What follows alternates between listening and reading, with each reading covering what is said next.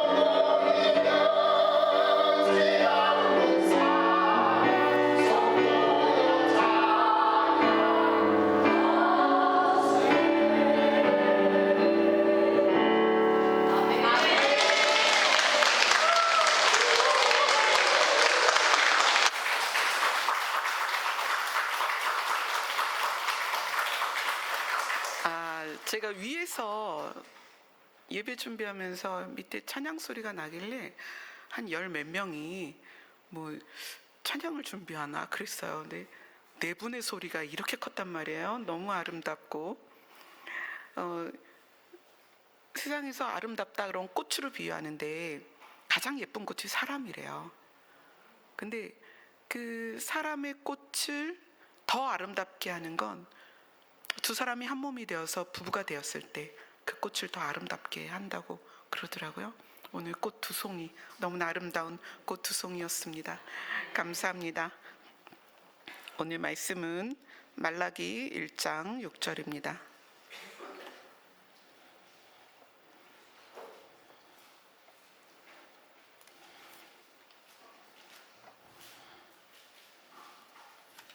말라기 1장 6절, 구약 성경 마지막 성경책이죠. 말라기 1장 6절 한 절만 보도록 하겠습니다. 같이 읽습니다. 시작. 내 이름을 멸시하는 제사장들아, 나 만군의 여호와가 너희에게 이르기를, 아들은 그 아버지를, 종은 그 주인을 공경하나니 내가 아버지일진데 나를 공경함이 어디 있느냐? 내가 주인일진데 나를 두려워함이 어디 있느냐? 너희는 이르기를 우리가 어떻게 주의 이름을 멸시하였나이까 하는도다. 아멘. 지난주부터 말라기를 보고 있어요. 지난주에는 하나님께서 우리를 어떤 점에서 사랑하셨습니까? 라는 그들의 질문에 대한 내용을 함께 봤습니다. 하나님께서 에서는 미워하였고 야곱을 사랑하였다는 것은 하나님의 뜻을 쫓고 쫓으면, 하나님을 구하고 구하면 반드시 하나님이 살리시고 결단코 버리지 아니할 것이다. 그러나 똑같은 아버지에게서 쌍둥이로 태어났다 할지라도, 환경과 조건이 똑같다 할지라도 하나님을 멀리하면 에서와 같은, 그래서 그의 후손이 에돔 족속이죠. 그들처럼 될 수밖에 없다. 그래서 신명기 23장 7절에 보면 하나님께서 그래도 에돔을 미워하지 말라 그러셨거든요. 너희의 형제니까. 근데 이 에돔 족속이 자기들의 거주지에서 이제 나중에 쫓겨나서 이스라엘 남부 쪽으로 쭉 밀려나는데, 거기에 밀려나서 나중에 그들을 어떻게 부르냐면 이둠의 족속이다 이렇게 불러요. 근데 그 이둠의 족속 중에 이둠의 사람 이렇게 부르는 사람 중에 대표적인 사람이 누구냐면, 예수님이 아기 예수로 이 땅에 오셨을 때 동방 박사들이 왕이 나셨다 그리고 별을 쫓아가잖아요. 그리고 이 땅에 왕이 태어났다라는 소식을 헤롯이 듣고 그때 태어난 아기들 다 죽여라 이렇게 명령을 내려요. 그 헤롯이 이두메 사람이에요. 그러니까 말하자면 야곱과 에서라는 쌍둥이 형제가 같은 부모와 같은 환경에서 자라났지만, 그 에서의 후손들 에돔 족속의 결과로 어디까지 왔다? 예수 그리스도를 죽이는 자리까지 갔다. 그 흐름이. 그리고 이제 거기에서 애굽에 대해서도 미워하지 말라 그렇게 얘기를 했는데, 애굽에 대해서 미워하지 말라고 했던 이유를 제가 찾아보니까 신명기에 보면은 너희들이 애굽에서 나그네였다. 그런데 그때 나그네일 때 들어간 사람이 몇 명이었어요? 80명? 그 정도밖에 안 됐죠. 그 정도. 그러니까 그 가족 빼고 종들이 있었으니까, 종들과 또 그들이 가지고 있었던 가축과 그 인원이 얼마 안 됐어요. 100명이 채 안 됐단 말이에요. 근데 그들이 들어가서 나중에 애굽에서 나올 때 몇 명이었어요?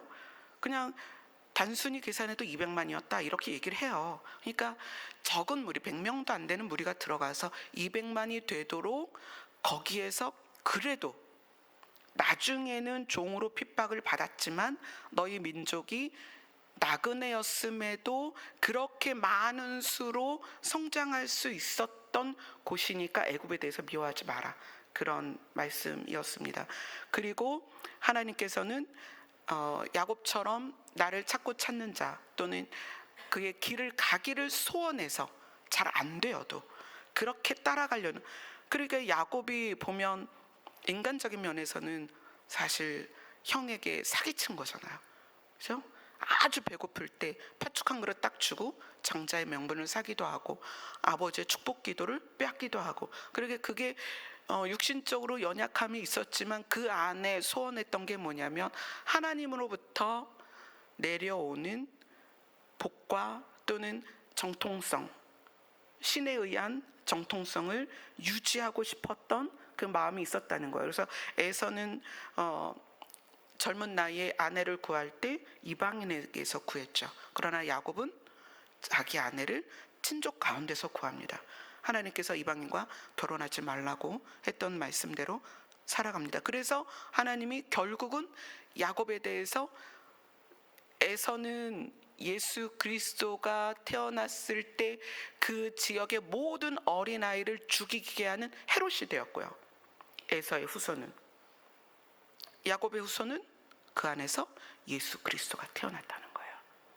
그만큼 시작은 동일한 부모, 동일한 가정 환경이었지만 결과가 다르다는 거죠. 자, 오늘 읽은 말씀은 우리가 어떤 점에서 주의 이름을 멸시하였나이까 이렇게 얘기해요.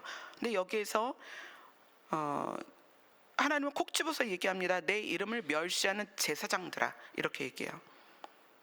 내 이름을 멸시하는 제사장들아, 아들은 아버지를, 종은 주인을 공경하는데 너희는 나를 공경하는 것이, 또는 나를 두려워하는 것이 어디 있냐, 이렇게 얘기해요.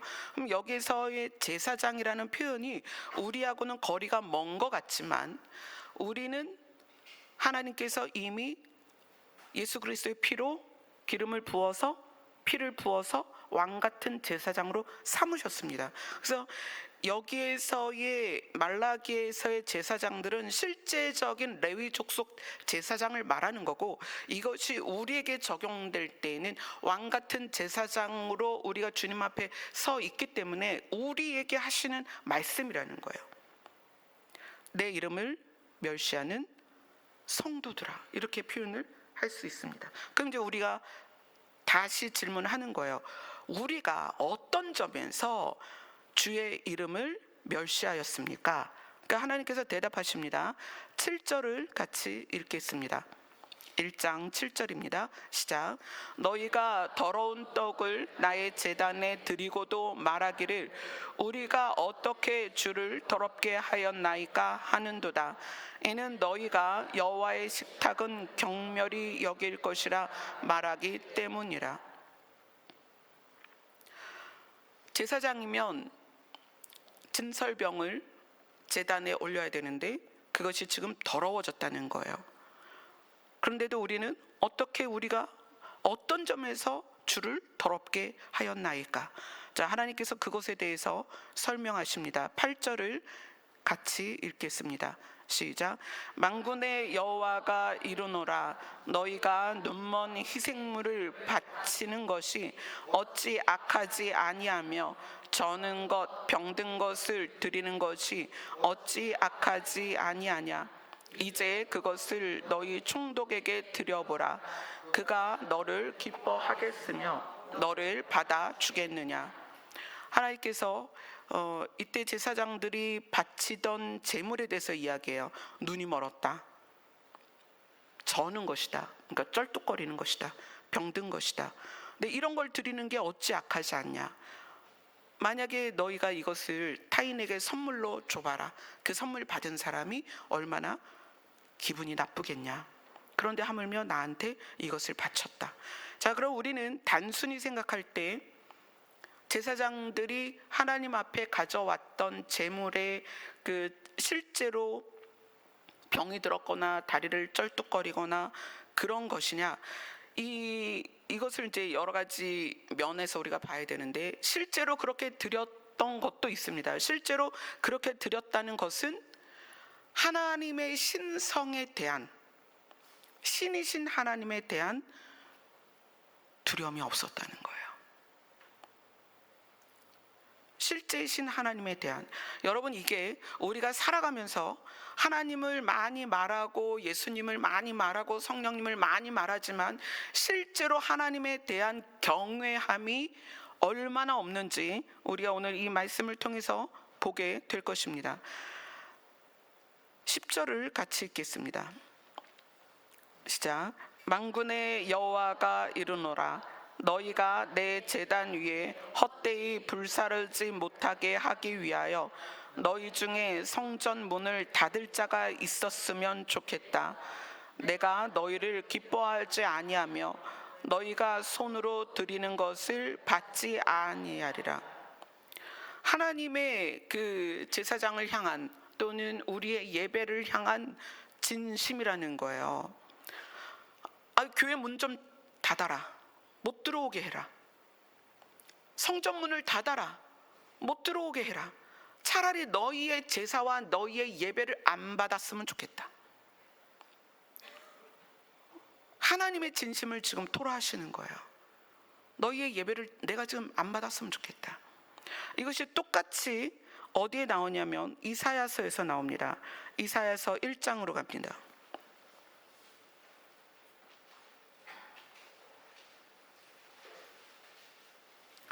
이사야서 1장 구약성경 968페이지입니다.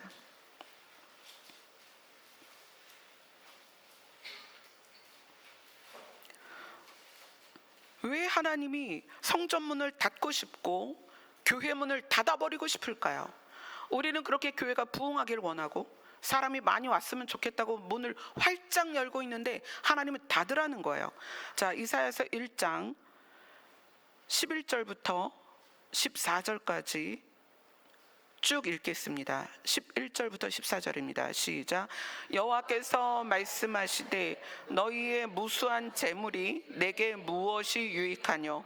나는 숫양의 번제와 살찐 짐승의 기름에 배불렀고 나는 숫송아지나 어린 양이나 숫염소의 피를 기뻐하지 아니하노라. 너희가 내 앞에 보이러 오니 이것을 누가 너희에게 요구하였느냐? 내 마당만 밟을 뿐이니라.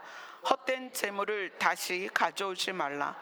분향은 내가 가증히 여기는 바요. 월삭과 안식일과 대회로 모이는 것도 그러하니 성회와 아울러 악을 행하는 것을 내가 견디지 못하겠노라. 내 마음이 너희의 월삭과 정한 절기를 싫어하나니 그것이 내게 무거운 짐이라. 내가 지기에 곤비하였노라. 성회와 아울러, 그러니까 와서 제사를 지내고 절기를 지내고 성경에서 말한 모든 것들을 다 행하면서 무엇을 함께한다? 악을 함께 행한다. 15절을 같이 읽습니다. 시작. 너희가 손을 펼 때에 내가 내 눈을 너희에게서 가리고 너희가 많이 기도할지라도 내가 듣지 아니하리니 이는 너희의 손에 피가 가득함이라. 우리가 손을 핍니다. 하나님 앞에 은혜를 주세요. 복을 주세요. 기도에 응답해 주세요. 손을 펴요. 그런데 하나님께서 눈을 가리시겠다는 거예요. 안 보시겠다는 거예요. 너희가 많이 기도할지라도 내가 듣지 않겠다. 왜냐하면 너희 손에 피가 가득하기 때문이다. 이 피가 가득하다는 것이 뭘까요? 우리가 이제 말라기로 돌아갑니다. 말라기 1장에 보면 10절에 내가 너희를 기뻐하지 아니하며 너희가 손으로 드리는 것을 받지 아니하리라. 이것은 그때 당시에 제사장이 제사를 드리던 때뿐만 아니라 우리가 왕같은 제사장으로서의 신분을 기름 부음을 통해 받았기 때문에 우리에게도 하시는 말씀이라는 거예요. 여러분 모두에게도 하시는 말씀이라는 거예요. 너희가 손으로 드리는 것을 내가 받지 아니할 것이다. 그러면서 이 더러운 떡을 드리는 저는 또는 눈먼 또는 병든 것을 드리는 이 제사와 상반된 제사를 이야기하는데 그것이 말라기 1장 11절에 나옵니다. 같이 읽겠습니다. 시작. 만군의 여호와가 이르노라. 해 뜨는 곳에서부터 해 지는 곳까지 이방 민족 중에서 내 이름이 크게 될 것이라. 각처에서 내 이름을 위하여 분향하며 깨끗한 제물을 드리리니 이는 내 이름이 이방 민족 중에서 크게 될 것임이니라. 오히려 하나님을 몰랐던 이방이 깨끗한 제물을 드린다는 거예요. 그러면 여기에서의 더러운 떡과 깨끗한 제물의 차이가 뭐냐? 하나님의 이름을 부르는 이유에 대한 우리가 의미를 생각해 봐야 된다는 거예요. 이스라엘 사람들은 이미 하나님을 알았고, 우리 교회들은 이미 하나님을 알았고, 성도들은 이미 하나님을 알았습니다. 이미 하나님을 안 우리가 하나님의 이름을 부르는 이유와 하나님을 몰랐던 자들이 하나님의 이름을 위하여 분향하는 것의 차이가 뭐냐는 거예요. 한번 생각해 보자는 거예요. 하나님을 몰랐던 이방인들이 신이 있었어? 그분이 하나님이야? 그래서 그분 자체를 경외하며 제사를 드렸다는 거예요. 근데 그것을 깨끗한 제물이다 이렇게 표현해요. 근데 더러운 떡을 드린다는 건 뭐죠? 이미 하나님을 찾는 이유에서부터 변질되었다는 거예요. 그분은 하나님이시기 때문에 경배와 찬양을 받으셔야 됩니다. 근데 우리 너무 이유가 많아요. 누구로부터 출발한 이유예요? 나로부터 출발한 이유예요. 이것이 단순해질수록 그것이 깨끗한 제물이 될 수 있습니다. 단순해질 수 있도록. 자, 넘어갑니다.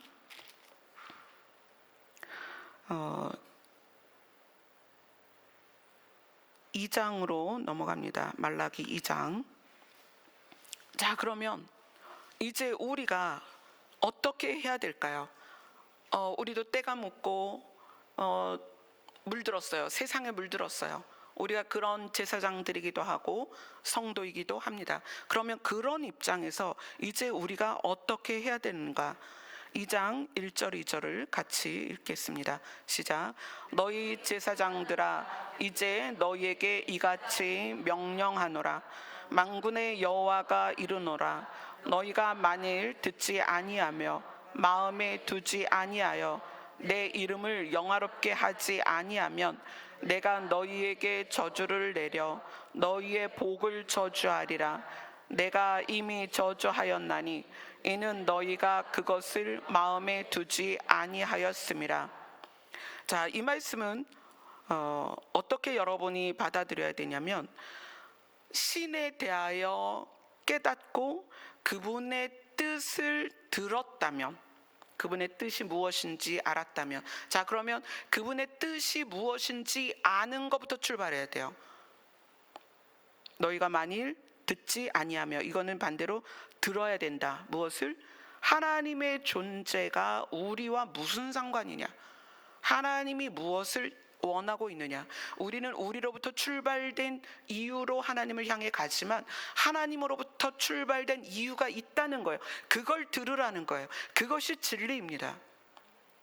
하나님이 우리를 향하여 하나님으로부터 출발된 진리가 뭐냐면, 나는 너희를 이 땅에 영원히 두고 싶지 않다. 나는 너희를 옮기고 싶다. 근데 이 땅이 더럽고 악하고 힘들고 고통스러울수록 하나님이 우리를 향한 진심은 간절할 수밖에 없다는 거예요. 마지막 때로 갈수록 질병도 늘어나고 사고도 많아지고 사람들은 악해지고 죄악은 정말 파도처럼 밀려오고 있는데, 그럴수록 하나님의 진심은 더 강렬해진다는 거예요. 그것이 때로는 성경에 질투다라고 표현이 되세요. 하나님은 우리를 빼앗기고 싶지 않습니다. 하나님은 우리 한 사람 한 사람을 절대 빼앗기고 싶지 않고 우리를 절대 이 땅에 그대로 두고 고통받게 하고 싶지 않다는 거예요. 그래서 하나님의 간절함, 세상이 악할수록 하나님은 더 간절하십니다. 우리가 고통 중에 우리가 아파할수록, 우리가 슬퍼할수록, 우리가 고통으로 눈물을 흘릴수록 하나님은 더 간절해지십니다. 하나님의 소원이, 얘들아, 내가 너희를 반드시 데려갈 거야. 너희를 향한 나의 뜻은 너희를 살리는 거야. 그 하나님의 뜻이 간절하시다는 거예요. 그래서 너희가 만일 그것을 들었다면 그것을 어디에 두어라? 마음에 두어라. 아멘. 그 다음에 그 이름, 여호와의 이름을 영화롭게 해야 된다. 그것을 들었다면 그 진리를 마음에 두고 하나님을 영화롭게 해야 된다. 그러니까 더러운 떡을 드린다는 것은 하나님의 뜻을, 하나님으로부터 출발된 뜻을 알지 못하고 내 뜻에서 출발된, 내 뜻에서 시작된 나의 의도로서의 하나님을 부르는 거라는 거예요. 물론 우리가 살면서 중보도 하고 필요를 구하고, 그래서 그런 것을 간구다, 중보다 이런 표현들이 있어요. 그것들이 필요가 없다는 게 아니에요. 중심이 뭐냐는 거예요. 그 중심은 하나님의 뜻이어야 된다. 그것을 우리의 마음에 담고 그 다음에 그분을 영화롭게 해야 하는데, 그렇지 않기 때문에 너희의 복을 저주한다. 이거는 우리가 잘못 들으면 하나님이 나를 저주한다고 생각해요. 그런데 그게 아니라는 것이 그 다음에 나오죠. 내가 이미 저주하였다.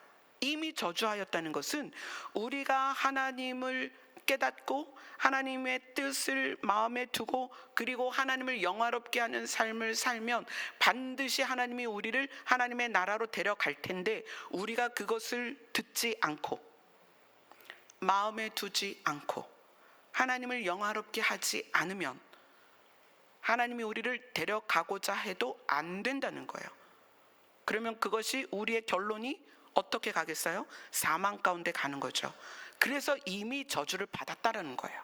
이것은 개인에 대한 저주를 말하는 것이 아니고 하나님이 세운 방식에 대한 우리가 이해를 해야 된다는 얘기예요.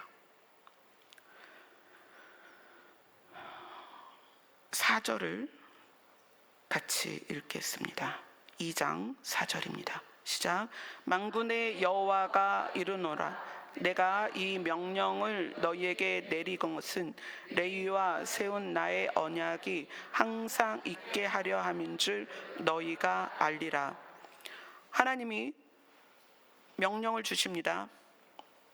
하나님의 말씀을 듣고 그 다음에 마음에 두고 하나님을 영화롭게 하라. 하나님이 신이신 것을 우리가 늘 인식하며 살아야 된다는 얘기예요. 근데 이 명령을 내가 너희에게 왜 하냐면 레위와 세운 나의 언약이 우리와 똑같이 우리에게 적용된다는 얘기예요. 레위에게 세운 언약이 우리에게 적용된다. 레위는 누구죠? 레위 족속의 시작이잖아요. 레위 족속은 제사장의 가문입니다. 그러면 레위에게 한 언약은 우리에게 한 언약이다. 왜냐하면 우리가 왕같은 제사장으로 주님 앞에 불림을 받았기 때문에. 그러면 레위에게 주신 언약이 뭐냐? 5절입니다. 2장 5절 같이 읽습니다. 시작. 레위와 세운 나의 언약은 생명과 평강의 그로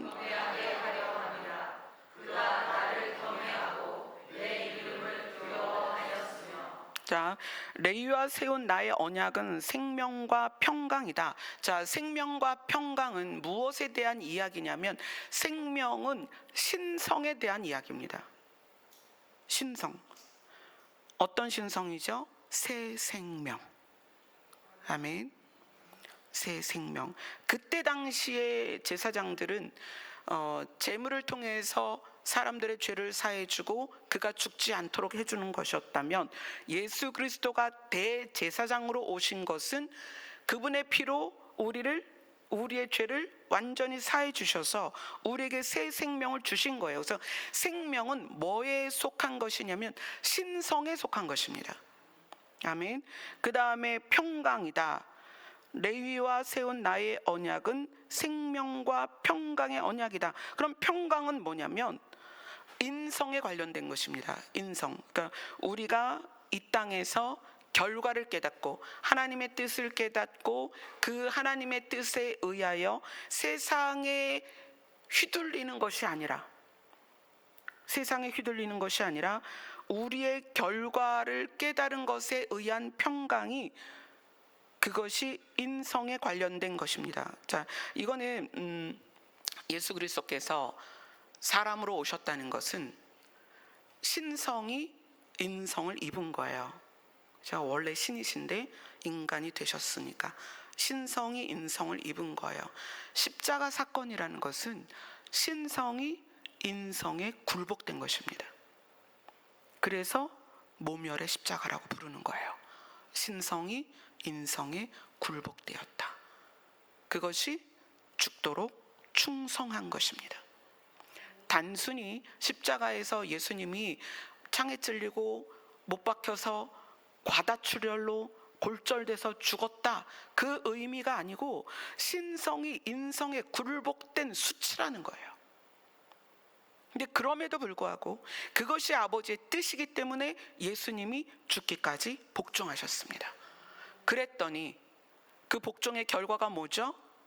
신성의 회복이다. 부활이 뭐예요? 부활은 신성의 회복입니다. 자, 그 다음에 예수 그리스도의 부활이 평강을 가져왔는데, 이 평강은 뭐냐면 인성의 회복입니다. 하나님께서 태초에 사람을 누구의 형상으로? 하나님의 형상으로 만드셨어요. 그런데 하나님의 형상이 있어요, 없어요? 하나님은 그림자도 없다, 형상도 없다. 그럼 그 형상은 뭐냐?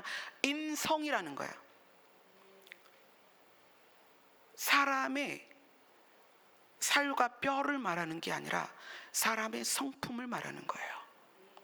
근데 예수님이 십자가에서 부활하셨다는 것은 인성을 완전히 회복하셨다. 자, 그래서 그것이 우리에게 적용되었을 때 이 땅에서는 불완전하지만 하나님이 회복하신 신성과 인성이 우리에게 적용되었을 때 이 땅에서는 새 생명을 우리가 믿어요. 증명할 길은 없지만 우리가 믿습니다.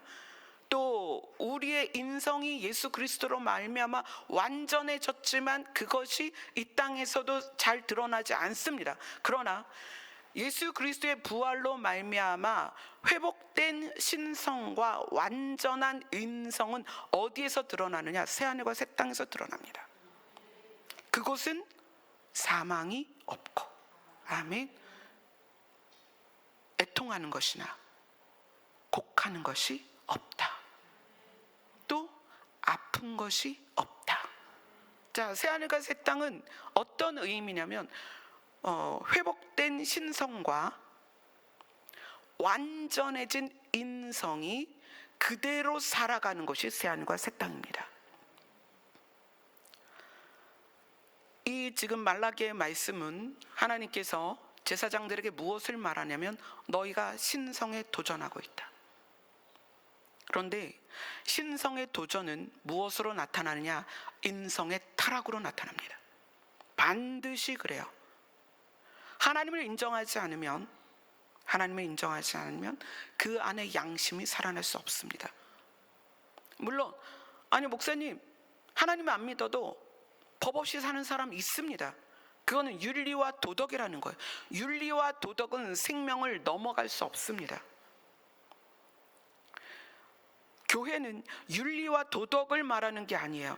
태초에 하나님이 하나님의 형상대로 지으신 인성의 회복을 말하는 거예요. 그 완전해진 인성으로 살아야 한다는 것을 하나님께서 예수 그리스도를 통해서 보여주시는 거예요. 그래서 이 땅에서 사는 동안은 신성에 대하여 새 생명 받은 것을 믿어라. 두 번째로는 그리스도의 성품을 배워라. 그것이 이 땅에서 남들에게 새 생명을 증명해낼 길이 없고, 이 땅에서 우리가 완전해진 예수 그리스도로 말미암아 완벽해진 완벽해진 인성을 드러낼 길은 없지만 이 땅에서 어떻게 사는 것으로 드러나느냐? 평강으로 드러난다는 거예요. 그래서 레위와 세운 나의 언약은 생명과 평강이다. 새 생명이 우리 안에 있고 하나님의 뜻이 마음에 들어와서 하나님의 뜻이, 하나님의 진리가 마음에 들어왔다는 것은 환경에 또는 감정에 반응하는 것이 아니라 진리로 반응한다는 거예요. 여러분, 이것은 여러분이 끊임없이 노력하고 인식하고 바꿔야 됩니다. 그것에 대해서 말라기 2장 6절과 7절이 설명을 하고 있습니다. 같이 읽습니다. 시작. 그의 입에는 진리의 법이 있었고 그의 입술에는 불의함이 없었으며 그가 화평함과 정직함으로 나와 동행하며 많은 사람을 돌이켜 죄악에서 떠나게 하였느니라. 제사장의 입술은 지식을 지켜야 하겠고 사람들은 그의 입에서 율법을 구하게 되어야 할 것이니 제사장은 만군의 여호와의 사자가 됨이거늘. 자, 6절과 7절이 입과 입술이라는 표현을 거듭하고 있습니다. 입, 이것은 내 안에 무엇이 들어있느냐를 말하는 거예요. 입술은 들어있는 것을 사용한다는 거예요. 자, 입에는 뭐가 있어야 된다? 진리의 법이 있어야 된다. 또 입에는 뭐가 있어야 된다? 율법이 있어야 된다. 하나님의 법이 있어야 된다. 입술이 그 하나님의 진리의 법, 율법이 내 입에 있을 때에 입술 움직여서 나오는 말들과 평가가 또는 입에서 나오는 어떠한 표현들이 무엇에 의한? 진리에 의한, 율법에 의한 것이 되어야 된다는 거예요. 그래서 그 입술에는 불의함이 없고 그 입술에 불의함이 없으니까 화평과 정직함으로 동행하며 여러 사람들과 동행하며 살 때 많은 사람을 어떻게? 죄에서 떠나게 한다는 거예요. 평강과 화평은 내 안에 하나님의 나라가 깨달아져야만 들어오는 거예요. 하나님의 나라가 깨달아져서 평안이 내 안에 있으면 그 평안이 지속되는 것을 평강이라고 하고 그 평강을 누리는 사람들이 서로에게 입술로서 율법을 이루어내가면 그 율법을 이루어낸다는 게 뭐예요? 서로 사랑하는 거죠. 그렇죠? 그 핵심이 서로 사랑하는 거예요. 그것이 이루어지면 어떻게 된다? 그가 화평함을 이룬다. 화평이 뭐죠? 관계 안에 나의 평강이 영향을 미쳐서 서로가 그 평강을 함께 누리는 게 화평이라는 거예요. 신성에 대한, 하나님에 대한 믿음이 없으면 결단코 인성은 회복되지 않습니다. 그래서 지금 하나님은 너희들이 제사장인데 신성에 도전하기 때문에 너희의 인성의 타락을 보라는 거예요. 자, 하나님이 보고 계심에도 불구하고 저는 그 재물을 가지고 온 거예요. 상한 재물을 가지고 오는 거예요. 하나님 보시긴 뭘 보셔? 그게 하나님의 신성에 대한 도전이에요. 그런데 그러한 재물을 허용하는 이유는 그들의 타락에 있다는 거예요. 물질을 원하고 사람들과 타협하고. 8절을 같이 읽겠습니다. 시작. 너희는 옳은 길에서 떠나 많은 사람을 율법에 거스르게 하는도다. 나 만군의 여호와가 이르노니 너희가 레위의 언약을 깨뜨렸느니라. 신성에 대한 도전과 인성의 타락이 어디에서 나오느냐? 우리가 삶에서 타인에 대하여 태도에서 그걸 볼 수 있다는 거예요. 미워하고 시기하고 질투하고 증오하고 분노하고 화내고 욕심을 부리고 탐심을 부리고 교만하고 사람들을 업신여기고 이런 모든 것들이 인성이 타락한 것입니다. 그럼 말라기는 무엇을 말하고 있는 걸까요? 돌이키라는 거예요. 너희에게서 그러한 부분들이 조금이라도 보이면 돌이켜라. 너희 안에 있는 신성을 기억해라. 그 신성을 가진 우리가 예수 그리스도의 성품으로 살아야 된다는 것을 오늘 말라기에서 말하고 있습니다. 그러나 교회들이 신성을 소유한 우리들이 모이는 곳임에도 불구하고 타락한 인성이 드러난다면 회개해야 됩니다. 정말 눈물로 회개해야 됩니다. 저는 사역자가 되기 위한 과정으로서의 연단이 있었지만 그 연단과 동일하게 그것은 마음을, 성품을 다듬는 과정이라면 새 생명을 소유한 신성으로서의 감당해야 될 부분들이 있었어요. 그거는 사단과 귀신과 싸우는 것들이었어요. 일반적이진 않지만 저에게는 제 인생에 있어서 그 흐름조차 그 흐름을 없다고 할 수가 없기 때문에 그게 있었기 때문에 말씀을 드리는 거예요.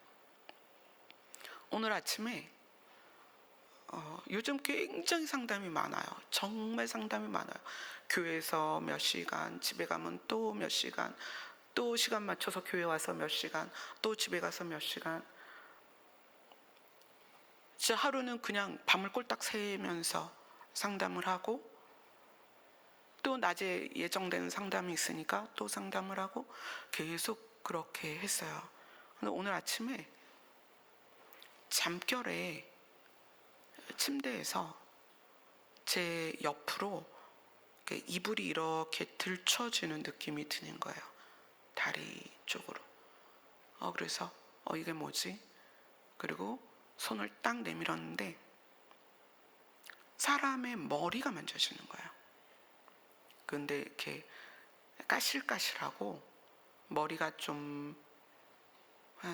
머리가 이렇게 길지는 않은, 그러니까 여자 머리 같이 긴 머리는 아니고 좀 짧은 더벅머리 같은데 손으로 딱 만져지는 거예요. 그래서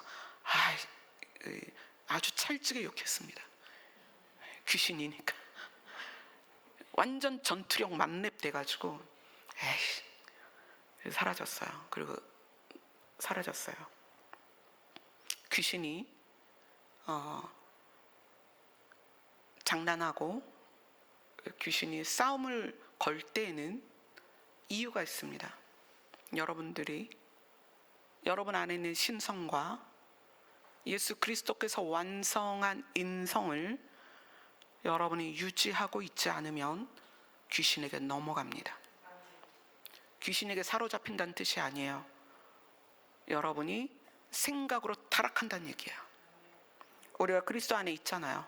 그리스도 안에 있으니까 사단이 이렇게 들어와서 공격하는 게 아니에요. 뭐냐면 우리의 생각 가운데 들어와서 집요하게 다툼을 일으키고 분쟁을 일으키고 분노하게 하고 억울하게 하고 시기하게 하고 질투하게 하고 그런다는 얘기예요. 제가 5월, 6월에 굉장히 힘들었어요. 몸도 힘들고 정신적으로 완전히 이제 소진돼서, 그냥 배터리로 말하면 핸드폰 배터리가 거의 제로에 이를 정도로 그렇게 소진되었다가 다시 일어날 때 하나님께서 일으키시는 힘이 뭐였냐면 상황에 반응하지 말고 네 마음 안에 있는 진리를 꺼내라. 그래서 상황은 힘들고 상황은 늘 도전적이고 상황은 어렵지만 제 안에 있는 진리를 꺼내서 저를 일으켰습니다. 오늘 말씀이 하나님의 말씀을 듣고 그 다음에 어디에 두어라? 마음에 두어라. 아멘. 그래서 우리가 겪는 모든 상황에, 모든 형편에, 모든 이유에 여러분들의 감정을 사용하지 마세요. 여러분의 감정이 무너지면 그때부터 그 생각에 사단이 틈타기 시작하는, 사단이 들어온다는 얘기가 아니에요. 여러분 그리스도 안에 있어서 사단이 들어올 수 없어요. 그럼 어떻게 하는 거예요? 생각을 넣어준다는 얘기예요. 부정적이고 미워하고 요동치고 불안하고 그런 생각을 자꾸 넣어주는 거예요. 그래서 그때마다 진리를 꺼내는 거예요. 무슨 소리야? 하나님이 나를 사랑하시고 하나님 나를 지키시고 하나님이 나를 보호하시고 하나님께서 나를 버리지 아니하시고 하나님께서 반드시 그분의 나라로 데려갈 것이다. 그것이 그분의 약속이라는 거예요. 그래서 그분의 신성의 조각이 우리 안에 들어온 것이 새 생명이다. 그런데 우리의 인성의 성품에 타락이 시작될 때에는 사단이 우리 생각 속으로 끊임없이 나쁜 씨를 뿌린단 말이에요. 제가 오늘 그 귀신의 욕을 좀 찰지게 했는데 제가 전투력이 만렙이 될 때가 있어요. 저는 사람과의 관계에서는 안 싸우거든요. 사실 싸울 일이 없죠. 사람과의 관계에서는 싸울 일도 없고 미워하거나 원망하거나 그럴 일이 없어요. 뭐 질투하거나 뭐 욕심을 내거나 그럴 것도 없어요. 여러분이 당장 회의를 해서 목사님 생각해 보니까 이제 목사님 이제 그만 보고 싶어요. 그러면 말씀하세요. 저 우리 찬미찬주 데리고 정말 그냥 빈손으로 나갑니다. 저는 이 땅에 소망이 없어요. 소망이 없다는 것은 하나님께서 나를 책임지실 걸 알기 때문이에요. 그러나 사단의 방해와 귀신의 일함에는 제가 전투력이 만렙이 됩니다. 절대 지지 않아요. 귀신의 목도 따봤고요. 귀신을 들어서 마당에다 버려보기도 했고요. 창문에 너덜너덜 달린 귀신들하고 싸워보기도 했고요. 교회가 귀신의 장난을 방어하는 유일한 방법이 있어요. 이건 뭐 통성 기도를 하고 뭐 주여주여로도 안 됩니다. 귀신의 장난을 막아내는 건 예수 그리스도가 회복한 완성된 인성입니다. 완성된 인성이란 예수 그리스도의 성품이에요. 그것이 우리 안에 있으면 귀신이 뭐 깝친다 그러죠. 뭐 깝친다. 요즘 애들 말로 못해요. 그래서 제가 막 스물스물 올라오는데 그 이불 옆으로 그 제 몸에 그 느낌이 있어서 바로 손을 딱 얹었는데 그 막 까실까실한 머리가 손에 닿더라고요. 전투력이 빡 하니까 사라지더라고요. 귀신은 겁낼 것 없습니다. 내 안에 그리스도가 사망 권세를 이겼고 공중 권세 잡은 자의 머리를 깨뜨렸습니다. 아무것도 아닙니다. 제가 이 얘기를 할까 말까 왜 고민했냐면 또 우리 청소년들이 듣고 무서워할까 봐. 절대 여러분에게 나타나지 않습니다. 저같이 귀신만 보면 목을 따내는 사람한테나 나타나는 거지 여러분한테 나타나지 않아요. 제가 예전에 교회에서 기도를 한 적이 있었는데 그때는 이제 24시간 시간을 정해서 기도를 하는데 아니 성도들이 밤 12시에서 1시까지는 아무도 안 하는 거야. 교회인데 저 시간을 왜 안 하는 거야? 그 이제 어떻게 해요? 사역자니까 그 시간에 제가 이름을 썼어요. 그 밤 12시에 교회를 왔는데 교회에서 이제 한 달간 밤 12시에 기도를 해야 되는 거예요. 부교육자로 있을 때인데 강단에다가 이제 방석 하나를 놓고 성도들이 자기 시간에 와서 기도하고 가는 거예요. 12시에 딱 강단에 앉았는데 그거 있잖아요. 걔네가 나타날 때 느끼는 싸함. 뭐야, 또 뭐가 온 거야. 그거 봤더니 생긴 게 딱 골룸 같아요. 골룸 아세요? 반지의 제왕에 나오는. 그래서 저건 뭐야 그랬더니 골룸이 눈알이 이따만 해갖고 떼굴떼굴 눈을 굴리면서 쳐다보는 거예요. 그래서 찬양을 불러버렸더니 그냥 사라지더라고요. 귀신은 정말 아무것도 아니에요. 아무것도 아닌데 우리의 인성이 훼손되면 거기에 나쁜 씨를 뿌립니다. 정말 이거 주의하여 들으셔야 돼요. 사단이 내 안에 들어오는 게 아닙니다. 뭘 넣어주는 거예요? 생각을 넣어주는 거예요. 하나님, 예수님은 십자가에서 모든 것을 회복시키시고 다 이루셔서 완성시키셨습니다. 그 십자가에서 완성이 새하늘과 새 땅에서 이루어질 것인데 그 시간의 텀이 있다는 거예요. 우리는 그 시간의 텀을 지나가는 거예요. 근데 이 시간의 텀을 어떻게 지나가느냐? 그리스도의 성품으로 지나가는 것입니다. 내 안에 뭐가 있으니까? 신성이 있으니까. 아멘. 오늘 말라기 1장 본문, 우리가 읽은 본문에 우리가 어떤 것으로 주의 이름을 멸시하였나이까? 우리의 타락한 인성은 하나님을 인정하지 않는 것입니다. 왜요? 두려움이 없잖아요.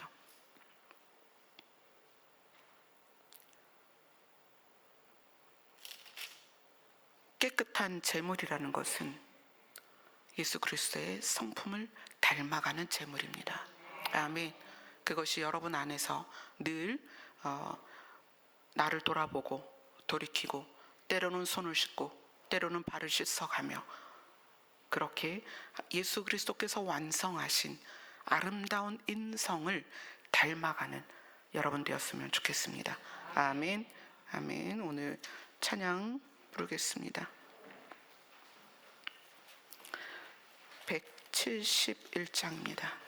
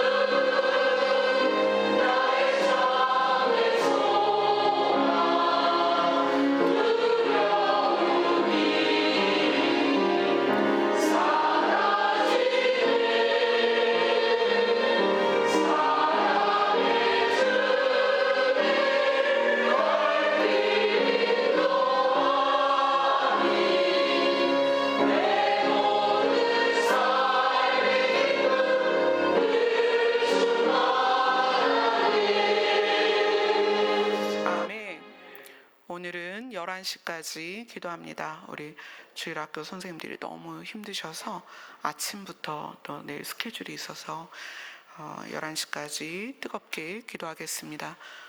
하나님은 우리에게 완전한 신성과 인성을 주셨습니다. 그것이 누려지는 때는 새하늘과 새 땅이지만 이미 우리는 받았습니다. 아멘. 그것이 여러분들에게 세상을 이길 힘이 되어야 됩니다. 아멘. 그것을 주신 예수 그리스도의 이름을, 아버지의 이름을 여러분 찾으세요. 부르세요. 마음껏 부르짖으세요. 그분께서 우리와 함께 하십니다. 아멘. 기도하겠습니다.